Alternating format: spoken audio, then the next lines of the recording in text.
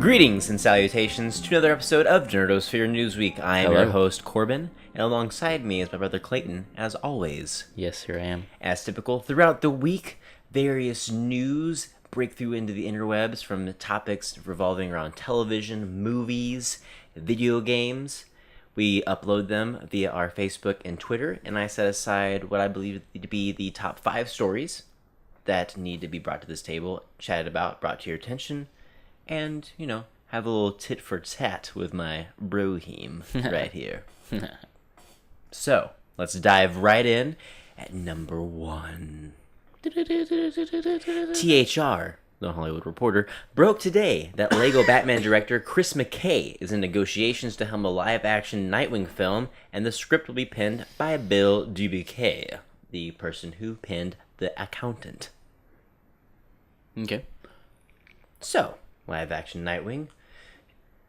The young Ward has been long overdue to be brought forth into film.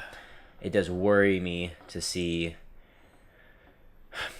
the drama of DC films. It's like, I understand they have to write the course at some point, and there has to be like that one movie that does it right. But it's almost like there are certain characters that I don't want to come out until they get it right, because I don't want it to be caught in the storm. Yeah. And Nightwing is someone who I hold so dear to my heart that I don't want him to be part of the mess. Yeah, I would agree with you. But they gotta use what they got, because what they got coming ain't gonna be so hot. True. And I do have thoughts on this for blah, blah, blah later. Number 2. Blah, blah, blah. If the roller coaster of the Batman film could just please stop, I'd appreciate it. We had Ben Affleck going up and down, up and down, up and down, being like walking away. Then we had Matt Reeves come into the picture, the director of Dawn of the Planet of the Apes and directing War of the Planet of the Apes. Yeah, he said, see ya. And he was like, maybe I'll do it. And he was like, nah, never mind. Negotiations fell away. Well, it's confirmed today. Matt Reeves officially signs the deal. But when Warner... What? Yep. Negotiations fell away for like a couple days, and he said, JK, I'll direct it. And I'm just kidding. He's directing and producing. Oh, my. And when WB released the press info, nowhere did they mention Ben Affleck, Joe Manganiello, who was cast as Deathstroke, or Jeff Johns. Again, Jeff Johns' name being so absent since the restructure, to me, is... No one's talking about that. And there's a story there, and I want to know what it is. Yeah. What is going on? What is going on? That's strange. But Ben Affleck tweeted out later tonight...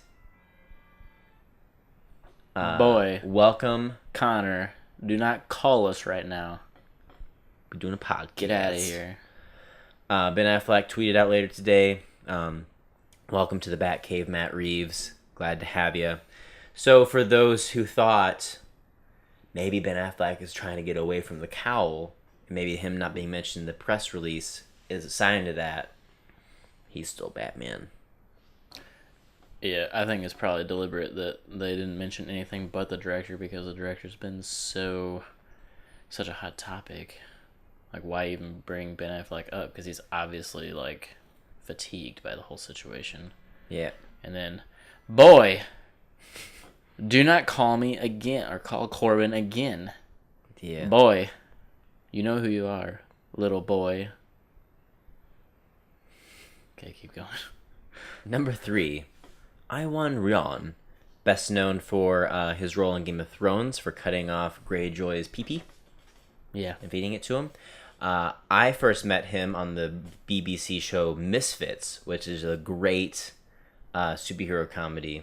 If you ever have the chance to check it out, it's on Hulu. It's not on Netflix. He has officially been cast as the lead Maximus, who is Black Bolt's deranged brother, in Marvel's 8-episode straight-to-series drama The Inhumans. So, one, they have casted a talented actor as lead in the show. So far, what I'm seeing is good, interesting. I guess it's not interesting, but I was gonna say it's interesting that the lead character is not Black Bolt, And but a deranged person. But Excuse me. how compelling of a story can you really, when you read the Inhuman books? Obviously, Black Bolt has a presence no one else has because he is who he is, but it's always the things going on around him. So I guess to me, it would almost make sense to have This the lead doesn't be mean someone that else. Black Bolt's not in it and they Well, won't no. play a role. What I'm saying is, to me, it makes. At first, I was shocked that Black Bolt wasn't the lead, but to me now it makes sense after I stewed on it for a while that he wouldn't be the lead because he can't talk. Yeah, he can't talk. So why would you have him be the lead? It almost probably is going to have the royal family be this like omnipotent presence while Maximus is being a fool and they have to keep him in line. Straight fool. Straight fool. Careful. Straight up fool. Next up, IGN brings us Mission Impossible 6 will feature a few familiar faces and a different look at Tom Cruise's Ethan Hunt, according to the film's writer and director Christopher McQuarrie. Christopher McQuarrie previously worked with Tom Cruise on his Jack Reacher? Reacher film. Never saw it, don't really care. If I want to see Jack Reacher, I'll watch John Wick. Isn't there two of those? There's two of them now. Yeah. They're not bad. The first one wasn't bad, and it was fairly successful, I think. It made money, and that's why they made the second one. Yeah. John Wick is way better, though. I haven't seen John Wick, but I really want to because number 2 looks amazing. Number 2 is supposed to be really good, but I haven't seen it. But John Wick, the first one is really You good. saw the first one? Yes. You didn't tell me you saw the first one. You never told It me was that. on Netflix or HBO or something. I watched it. Anyway, Probably Christopher HBO. is on record saying it's a very different Ethan Hunt. I can promise you that. When he was being interviewed by Empire, the director went on to tease that the few returning characters from prior films in the franchise will return. He was quoted as saying, including people you would not expect to see back. We already know that Rebecca Ferguson will return for Mission Impossible 6, reprising her role as Ilsa from the 5th film, Rogue Nation. McCreary also discussed the film's opening moments, saying, it starts in a very unconventional way. In fact, he went so far as to confirm it won't be a big action scene, noting that this was the hardest pitch of the movie.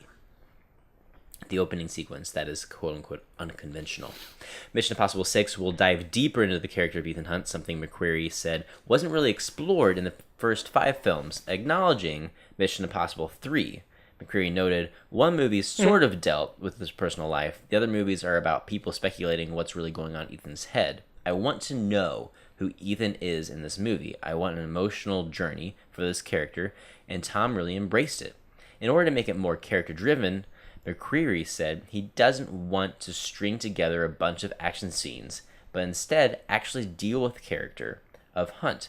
As such, he's put Ethan in a bunch of complicated moral quandaries, and in attempting to connect it all together, realized, ironically, the way to connect them was through giant action scenes.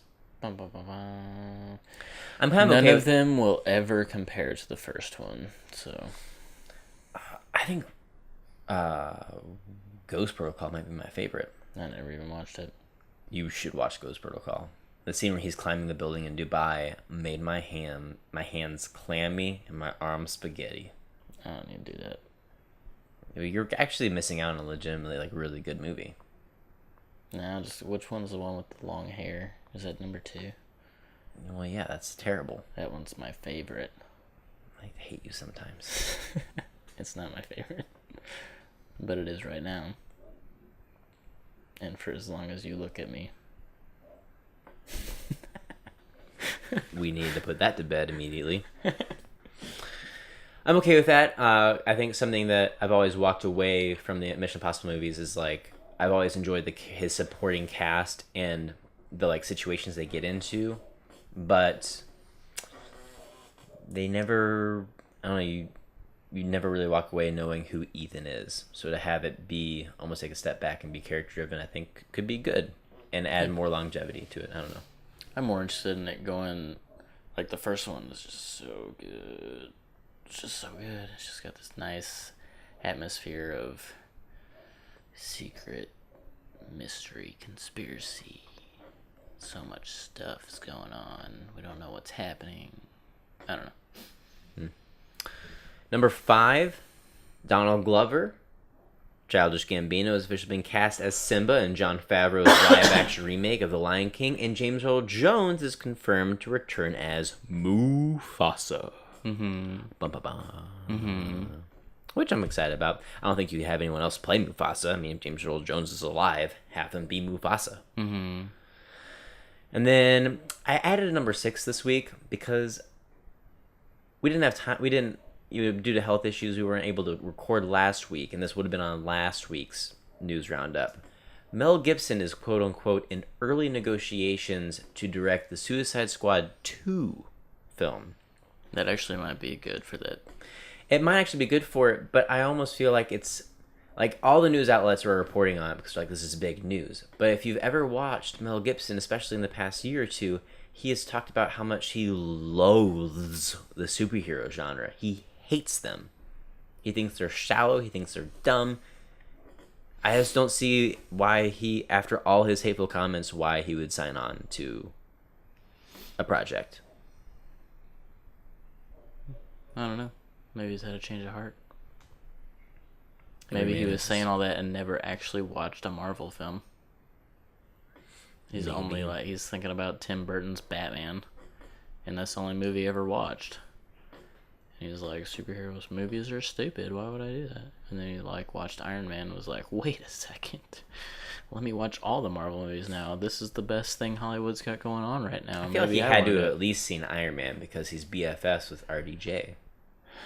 Is he BFF though? He was one of the people who got him help and into rehab and stuff. It doesn't mean he's gonna go watch his movie. And RDJ was like, I would love to do the Iron Man movie and have Mel Gibson direct it.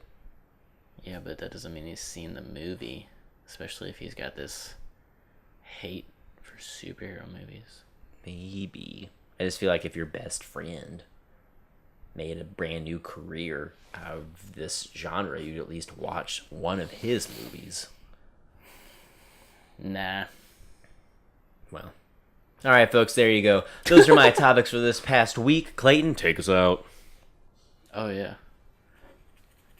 If you like this content, leave us a like. Leave us a comment down below which story that broke this week you thought was most significant, and if we missed it. Be sure to subscribe. You can find us on Podbean, on iTunes, and of course on YouTube. We are the Nerdosphere. This has been the Nerdosphere Newsweek. We'll see you next time.